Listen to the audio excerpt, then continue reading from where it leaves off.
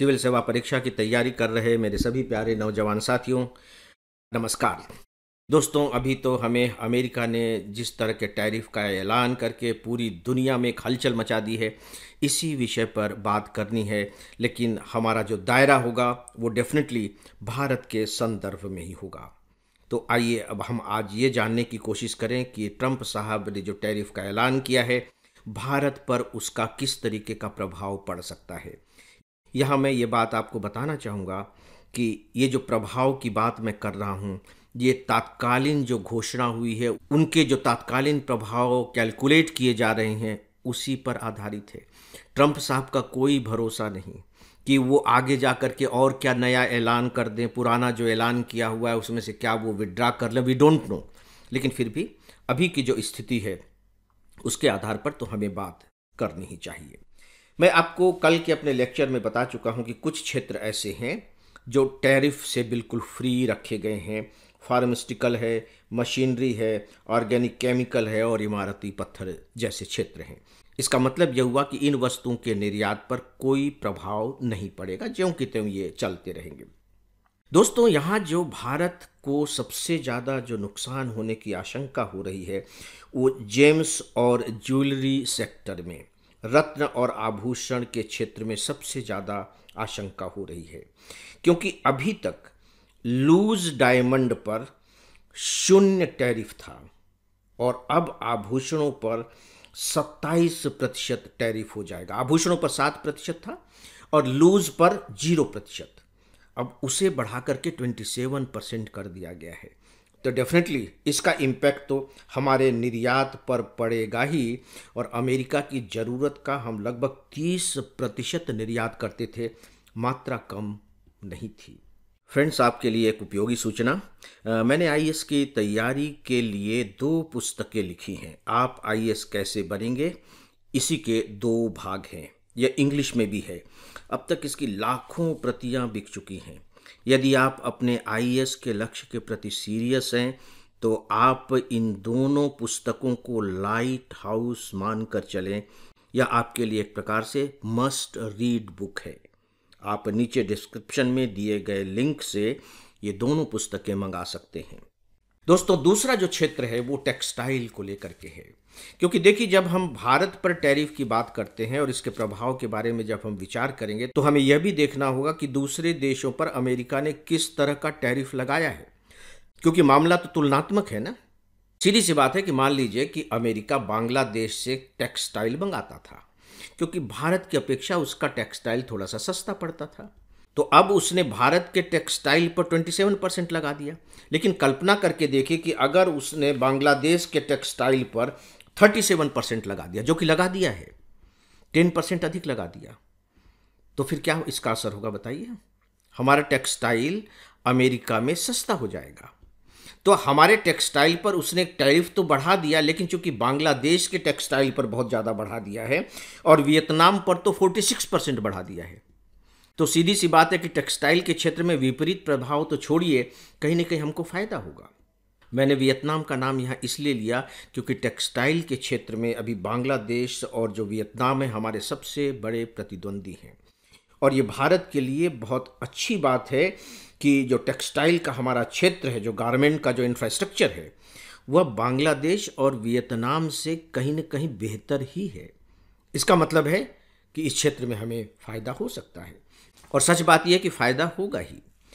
इसी तरह से ताइवान से चीप पूरी दुनिया में जाता है। चीप पूरी दुनिया में सबसे ज़्यादा चीप निर्यात जो देश करता है वो ताइवान है। उस पर उन्होंने बहुत ज़बरदस्त टैरिफ लगा दिया है। चाइना पर टैरिफ लगा दिया है। चाइना पर तो कितना टैरिफ लगा दिया है, वो हद से ज़्यादा है। और आप देखिए कि जब हम कहते हैं ट्रेड वार शुरू होने जा रहा है, तो चाइना और अमेरिका के बीच में ही ट्रेड वार की बात होती है। इलेक्ट्रॉनिक सामान पर उसने दुनिया भर के टैरिफ की घोषणा कर दी है, और अमेरिका ये सभी सामान चीन से मंगाता था। चीन पर टैरिफ बढ़ा दिया गया है। सामान की तो उसे ज़रूरत है, तो कहाँ से सामान मंगाएगा। भारत पर चीन की तुलना में कम टैरिफ है। अगर हम सामान्य रूप से अभी लेकर के चले तो हमारे यहाँ जो औसत टैरिफ वो 27% है, और चाइना पर जो टैरिफ है वो 54% है। अब तो कुछ बढ़ा करके उसने 104% तक कर दिया है अमेरिका ने, सोच करके देखिए। तो दोनों देशों के बीच में एक ज़बरदस्त किस्म का टैरिफ वार शुरू हो गया है और डेफिनेटली इसका जो फ़ायदा होगा वो भारत को ही होगा। दोस्तों, डेफिनेटली जो दूसरे क्षेत्र हैं उसमें हमें जद्दोजहद करनी होगी। अब ये ज़रूर है कि उन जद्दोजहद से ही हो सकता है कि हमारे लिए कोई बहुत बेहतर रास्ता निकल सके। अब मैं उस पर बात नहीं करूँगा, लेकिन कुछ ऐसे मुद्दों पर मैं ज़रूर बात करूँगा जो टैरिफ की इस स्थिति को भारत के लिए कहीं न कहीं बेहतर बनाने की संभावना की ओर संकेत करते हैं। अभी तो हम 27% में फंसे हुए हैं, लेकिन हम अब ये देखें कि भारत और अमेरिका के जो वर्तमान संबंध है, यानी कि ट्रंप साहब के समय में जो संबंध है और जो आगे पीछे जो बातें हो रही हैं, उनसे क्या संभावनाएं बनती हैं। आपको बहुत अच्छे से मालूम है कि ट्रंप साहब के हमारे प्रधानमंत्री जी के दोनों के जो रिलेशन हैं, व्यक्तिगत संबंध हैं, वो बहुत अच्छे हैं। देखिए, एक तो ठीक है हमारे प्रधानमंत्री जी भारत के प्रधानमंत्री हैं, ट्रंप राष्ट्रपति हैं, अमेरिका के राष्ट्रपति हैं, लेकिन व्यक्तिगत संबंध इसमें बहुत काम करते हैं। और मैं जहाँ तक समझ पाया हूँ कि अभी हमें जो 27% के टैरिफ पर रखा गया है उसमें बहुत बड़ी भूमिका इस व्यक्तिगत संबंध की है। इसलिए आप देखिए कि पड़ोसियों पर कितना अधिक टैरिफ लगाया गया है, लेकिन हम पर अभी उतना टैरिफ नहीं लगाया गया है। जो नेक्स्ट बात है वो है कि अमेरिका और चीन में ज़बरदस्त रूप से ट्रेड वार शुरू हो गया है और वैसे भी प्रतिद्वंदिता है। आप देखिए, हिंद महासागर को लेकर के, क्वाड को लेकर के अमेरिका को भारत की ज़रूरत है इस क्षेत्र में। तो चीन से जो उसकी प्रतिद्वंदिता है, इसका लाभ भारत को मिलेगा और अमेरिका की भी इतनी हिम्मत नहीं पड़ेगी या कूटनीतिक तौर पर वो कम से कम ये अव्यावहारिक कदम नहीं उठाएगा कि वो भारत को बिल्कुल नाराज कर दे, क्योंकि एशिया के दो ही सबसे बड़े देश हैं, चाइना और भारत। नो डाउट कि जापान भी है, जापान से भी उसका ट्रेड वार शुरू हो गया है। तो ऐसे में वो भारत के साथ अपने संबंधों को तनावपूर्ण नहीं बनाना चाहेगा। और दोस्तों, आप जानते हैं कि भारत एक कितना बड़ा बाजार है। क्या सच में अमेरिका यह अव्यावहारिक कदम उठाएगा कि भारत के बाजार की उपेक्षा कर सके? ठीक है कि अभी जो हमारा विदेशी व्यापार है अमेरिका के साथ, वो हमारे पक्ष में है। अमेरिका को घाटा उठाना पड़ रहा है, लेकिन हम भी तो अमेरिका से सामान आयात करते ही हैं और हमारे पास एक बहुत बड़ा बाजार है। 150 करोड़ लोगों के बाजार को अमेरिका आसानी से खोना नहीं चाहेगा।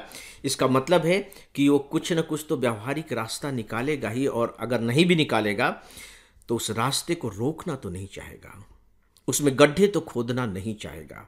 तो भारत का जो एक बड़ा बाजार उसे दिखाई दे रहा है, वह भारत की एक बहुत बड़ी ताकत है। दोस्तों, आपको याद होगा कि हमारे प्रधानमंत्री जी जब अमेरिका गए थे ट्रंप साहब के राष्ट्रपति बनने के बाद, तो दोनों के बीच में एक समझौता हुआ था 500 अरब डॉलर तक व्यापार को पहुंचाने का। 500 अरब डॉलर। और बड़ी बात यह है कि इस पर बातचीत भी शुरू हो गई है। ये नहीं कि केवल वहां सहमति बनी है और बात खत्म हो गई है, उस पर बाकायदे बातचीत शुरू हो गई है और उम्मीद की जा रही है कि सितंबर तक यह बातचीत पूरी हो जाएगी। तो मुझे ऐसा लगता है कि टैरिफ का क्या सीधा सीधा प्रभाव पड़ेगा भारत पर और अमेरिका पर, या यूं कह लीजिए एक दूसरे देशों पर, तब तक सही तरीके से तस्वीर क्लियर नहीं हो सकती जब तक कि यह वार्ता पूरी न हो जाए। क्योंकि अमेरिका का बहुत ज़बरदस्त दबाव है कि भारत अपने कृषि क्षेत्र को ओपन करे, और भारत के लिए संभव नहीं है कि वो अपने कृषि क्षेत्र को ओपन करेगा, सवाल ही नहीं पैदा होता। इस पर हम लोग हो सका तो कभी स्वतंत्र रूप से बात करेंगे, क्योंकि कृषि भारत की अर्थव्यवस्था का आधार है और अमेरिका का बहुत ज़बरदस्त दबाव है। तो भारत इस दबाव को कैसे बर्दाश्त करके आगे के रास्ते निकाल पाएगा, यह उसके लिए चुनौती है। लेकिन फिर भी देखते हैं कि आगे क्या होता है।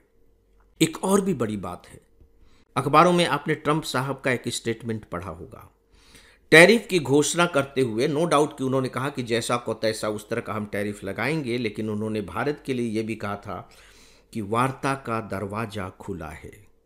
सवाल ये उठता है कि उन्हें ये बात कहने की ज़रूरत क्यों पड़ी कि वार्ता का दरवाज़ा खुला है। इसका मतलब है कि जो अभी 27% घोषणा की गई है, यही एकमात्र घोषणा नहीं है।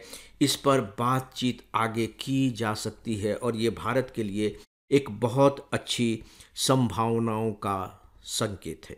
दोस्तों, ये मान करके चलिए कि ठीक है, ट्रंप साहब ने अभी एक तरफा टैरिफ की घोषणा कर दी है, लेकिन वही सब कुछ नहीं है। बातचीत जारी है और ऐसा लग रहा है कि निश्चित तौर पर दोनों देश आपसी हितों को देखते हुए कोई न कोई रास्ता निकाल लेंगे। दोस्तों, मैंने बहुत संक्षिप्त में अपनी बातें रखने की कोशिश की है। मेरी ये भी कोशिश रही है कि मैं आपको आंकड़ों के जाल में न उलझाऊं, क्योंकि मेरे दिमाग में यूपीएससी एग्ज़ाम की रिक्वायरमेंट बहुत स्पष्ट है। उसी को ध्यान में रखते हुए मैंने कुछ तथ्य आपके सामने रखे हैं। हो सकता है कि आपके मन में ये संदेह पैदा हो कि अरे, इसमें तो बहुत सी बातें छूट गई। उसके बारे में तो देखिए, मैं कुछ नहीं कह सकता, लेकिन मैं आपको विश्वास दिला सकता हूँ कि जो महत्वपूर्ण बातें थीं, कम से कम उनमें से शायद ही कोई बात छूटी हो। तो दोस्तों, इस विषय पर बस इतना ही, और डेली ऑडियो लेक्चर को दोस्तों यहीं समाप्त करते हैं। नमस्कार।